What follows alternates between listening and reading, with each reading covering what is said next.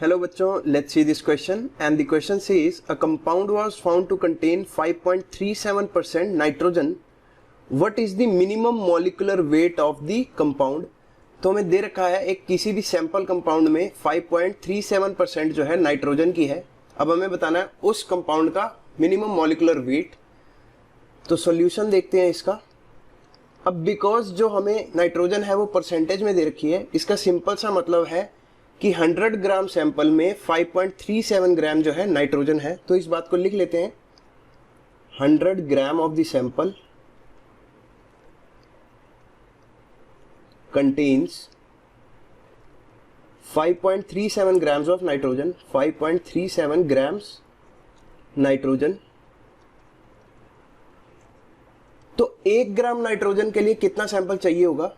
तो मान लेते हैं उस सैंपल की अमाउंट है x ग्राम्स, तो इसको लिख लेते हैं let x gram of sample contains, x gram of sample contains 1 gram nitrogen, 1 gram nitrogen.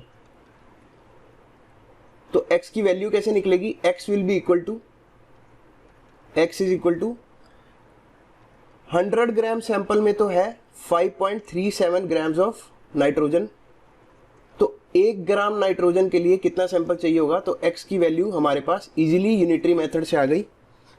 अब क्योंकि हमसे मॉलिक्यूलर वेट ऑफ कंपाउंड पूछा गया है, तो हम यहाँ पर नाइट्रोजन का भी मॉलिक्यूलर वेट ही लेंगे, तो मॉलिक्यूलर वेट से मल्टीप्लाई कर देंगे। तो इसको भी लैंग्वेज में लिख लेते हैं। नाउ फॉर नाइट्रोजन का मॉलिक्यूलर वेट या एटॉमिक वेट होता कितना है? 14 grams. So now for 14 grams of nitrogen, 14 grams of nitrogen, mass of sample will be, mass of sample will be, तो x भी जो था ये था सैंपल का मास, सैंपल का वेट। क्योंकि हमें मॉलिक्यूलर वेट ऑफ कंपाउंड बताना है तो हमें यहां पर नाइट्रोजन का भी एटॉमिक वेट लेना पड़ेगा। तो अब जो मास ऑफ सैंपल आ जाएगा वो आएगा x is equal to 100 upon 5.37 तो था ही 1 ग्राम नाइट्रोजन के लिए, तो 14 ग्राम्स ऑफ नाइट्रोजन के लिए मल्टीप्लाइड बाय 14 कर देंगे। बहुत ही इजी है। तो x की वैल्यू हमारे पास जो आएगी वो आएगी 260.7 ग्राम्स। तो यहां से जो हमारे पास आया मॉलिक्यूलर वेट ऑफ सैंपल आ गया 260.7 grams. So the correct option is option number C. बिल्कुल यूनिटरी मेथड लगाया, एक बार इसको ध्यान से देखो। I hope you understood it. Best of luck.